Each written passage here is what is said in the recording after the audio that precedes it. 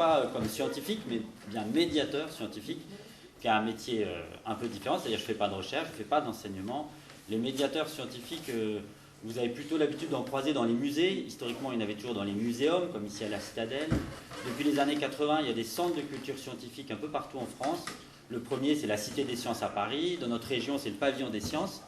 Et depuis plus récemment, depuis on va dire les années 2000, il y a beaucoup maintenant de médiateurs au sein même des universités qui font du coup un travail un peu différent des autres. Nous, on n'explique pas les 5 sens, l'espace et les planètes, mais on explique la science en train de se faire dans les laboratoires. Donc on travaille avec les chercheurs, et souvent c'est même pas nous qui prenons la parole, mais on donne la parole aux chercheurs et on leur permet de rencontrer du public. Et donc c'est ce qu'on fait dans ce service à l'université.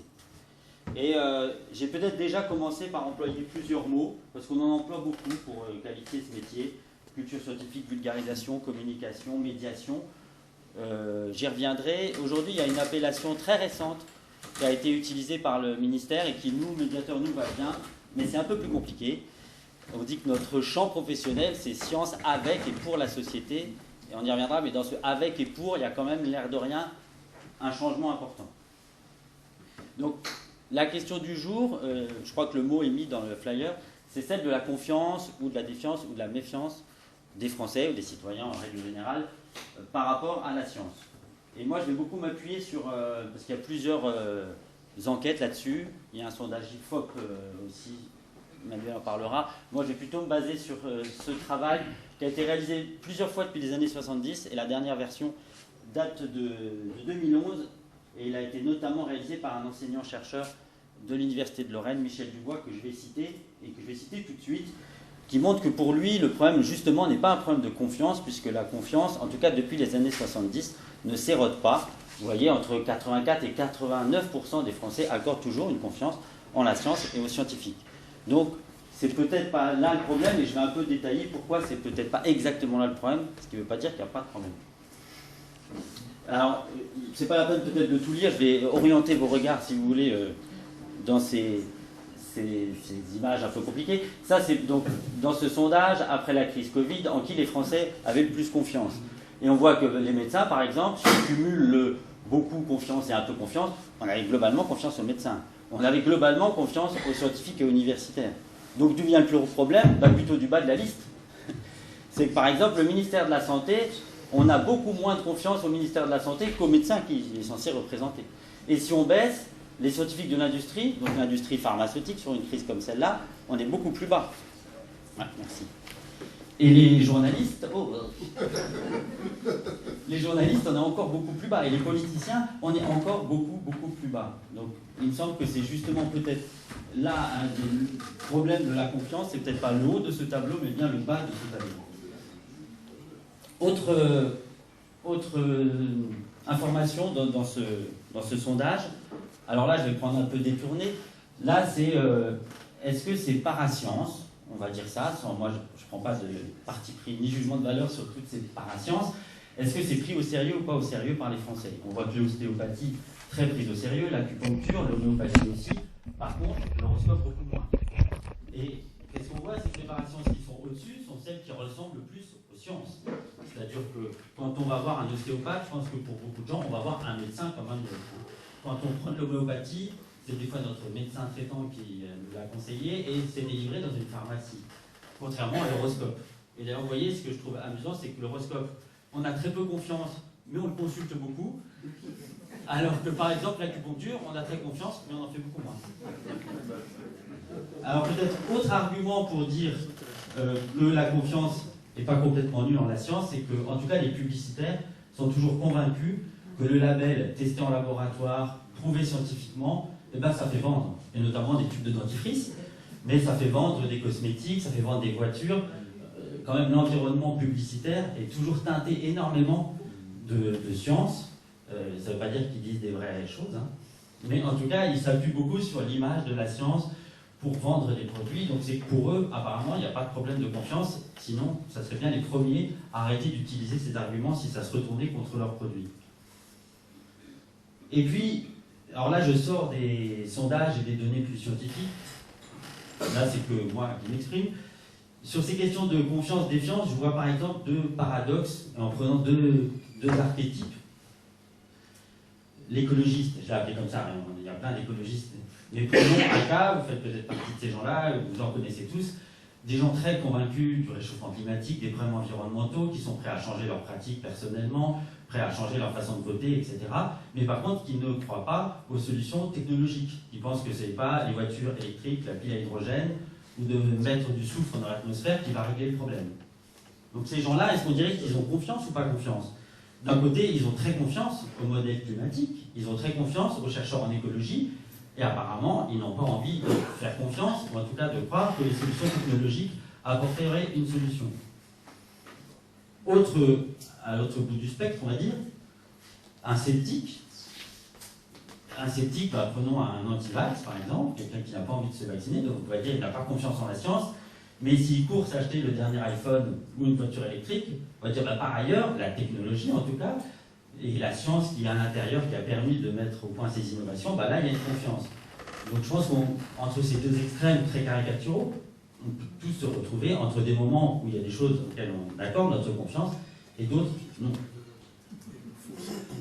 Donc plutôt de parler de confiance, défiance ou méfiance, Michel Dubois parle d'enchantement ou de désenchantement, et que ça serait plutôt là le problème, avec ce que tu disais tout à l'heure. Alors là c'est pareil, on n'est pas obligé de tout analyser, mais c'est en gros l'évolution depuis les années 70 jusqu'à là. Est-ce qu'on pense que la science amène autant de bien que de mal, plus de bien, etc. Donc, et là, par contre, il y a une évolution. Donc ceux qui pensent que la courbe bleue, ça amène plus de bien, ça baisse. Ceux qui pensent que ça amène plutôt autant, ça augmente. Et petite augmentation de ceux qui pensent que ça amène plus de mal que de bien. Donc c'est peut-être plutôt, et c'est en tout cas ce que Michel Dubois souligne, c'est peut-être là le problème, ce désenchantement avec effectivement un record. En tout cas, c'est difficile de comparer des fois les données européennes parce que tout le monde ne fait pas exactement les mêmes enquêtes, celle-ci est très nationale, mais a priori, et là aussi c'est Michel Dubois qui le dit, c'est quand même une spécificité française, en tout cas on serait les recordman européens de ce désenchantement. Et il voit deux choses. Alors le fruit des accumulations de crises sanitaires et environnementales, moi je ne reviendrai peut-être pas trop sur les causes, tu en parleras peut-être davantage, mais il y voit aussi une revendication d'un droit de regard critique sur les choix scientifiques et technologiques. Ce qui nous amène peut-être, ce qui moi m'amène à penser que la question est peut-être pas tant scientifico-scientifique, mais plutôt scientifico-politique, voire politique tout court. Et là je vais illustrer un peu cette question. Là, c'est en gros une fake news, on va dire. Le problème du réchauffement climatique est un problème naturel et n'est pas lié aux activités humaines. A priori, tous les chercheurs qui travaillent là-dessus ont plutôt démontré le contraire. Et qui croit en ça? Alors, on voit, si on commence par le bas, que oui, le niveau d'études joue. Par exemple, il y a plus de gens, 35%, qui n'ont pas le bac, qui croient à cette fake news. Il y a quand même 20% des gens qui ont un bac plus 5 qui y croient. Donc ça fait une différence de 15%, c'est important, mais c'est moins important que par rapport à qui on a voté en 2017, par exemple. Vous voyez la différence, et je ne vais même pas prendre les extrêmes, entre ceux qui ont voté Benoît Hamon et ceux qui ont voté François Fillon. 14% chez Benoît Hamon et 39% pour ceux qui auraient voté François Fillon. Et après, ça explose encore si on est chez Nicolas Dupont-Aignan, Marine Le Pen. Et alors ces questions-là ne sont pas exactement les mêmes suivant toutes les questions scientifiques qu'on pose. Il y a eu la même chose sur l'intelligence artificielle, où là il y avait plus égalité par exemple. Alors le sujet est peut-être plus récent dans le débat public en tout cas, où là c'était beaucoup plus lissé entre les différences politiques. Donc on voit que sur ce sujet-là aussi, il y a une question politique, ou en tout cas l'orientation politique joue beaucoup. Je prends 3 exemples là de controverses liées à des innovations scientifiques, controverses ou complotistes carrément. Il y a des opposants au vaccin, il y a des climato-sceptiques, et il y a toujours des gens qui remettent en cause l'idée que Apollo 11 s'est posé sur la Lune.